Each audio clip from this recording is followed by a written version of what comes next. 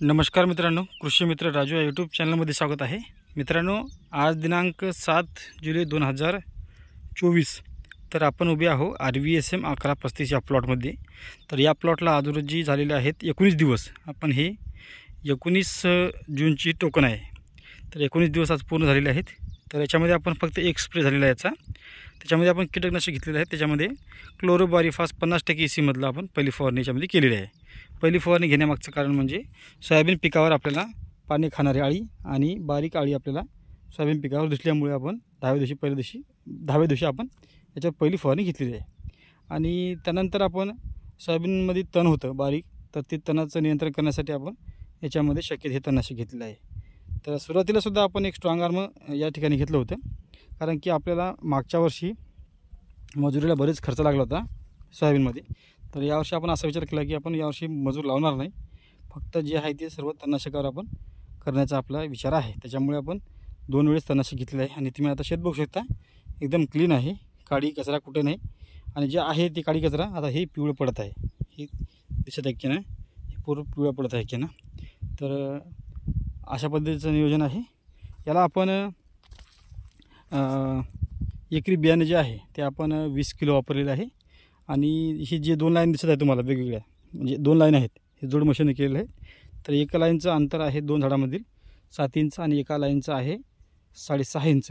म्हणजे एका मशीनला दातं बसवली होती 10 आणि एका मशीनला दातं बसवली होती 9। या पद्धतीने टोकन केली। आणि आपण या ठिकाणी जी व्हील आहे ती आपण 44 नंबरची वापरलेली आहे। 44 नंबर आणि पॅड क्रॉपमध्ये आपण 2 नंबर वापरलेले आहे। अशा वेगवेगळ्या मशीननं हे लावलेलं आहे। आणि एका ठिकाणी साधारण 3 दाण्याचं प्रमाण जास्तीत जास्त आहे, साधारण 60 ते 70% 3 दाण्याचं प्रमाण आहे।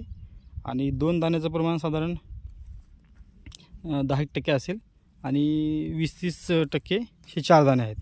त्याच्यामुळे आपण 44 नंबरची व्हील वापरलेली आहे। कारण की 2 वर्षापासून आपण अनुभव घेत आहोत याच्यामध्ये की एका ठिकाणी बी किती टाकल्यानंतर किती बियाणे उगवते याचा चांगला अनुभव आपल्याला आलेला आहे। त्याच्यामुळे आपण व्हीलची साईज जी आहे 1 दाण्याने शिल्लकची आपण वापरलेली आहे। तर अशा पद्धतीचं नियोजन आहे। याला आपण शून्य मशागतीमध्ये केलेलं आहे। हे मागच्या वर्षीचा बेड आहे। याच्यामध्ये आपण पहिले सोयाबीन, त्यानंतर मका आणि पुन्हा याच्यामध्ये सोयाबीन, असं हे तिसरे पीक आहे। एकदम कमी खर्चामध्ये जेवढं कमी खर्च होईल या हिशोबाने आपण प्रयत्न करत आहोत। मित्रांनो, प्लॉट कसा वाटत आहे कमेंट करून सांगा नक्की। कारण की याला 2 वेळेस तणनाशक घेतल्यामुळे याची हाईट जी आहे थोडीशी थांबलेली आहे, कारण की पाऊससुद्धा नव्हता व्यवस्थित। तर काल पाऊस झालेला आहे आणि आता आपण याच्यावर दुसरी फवारणी जी आहे ती आपण या 2 दिवसामध्ये घेणार आहे। 2 दिवसामध्ये जेव्हा आपण फवारणी घेणार आहोत तेव्हा कोणती घटक आपण घेतलेले आहे फवारणीमध्ये हे सुद्धा सांगणार आहे। तर जबरदस्त उगवणशक्ती झालेली आहे याची। थोडंसं पाणी जे आहे कमी जास्त पडत आहे, कंटिन्यू पाऊस पडत नाही, त्याच्यामुळे थोडीशी वाढ जी आहे कमी आहे।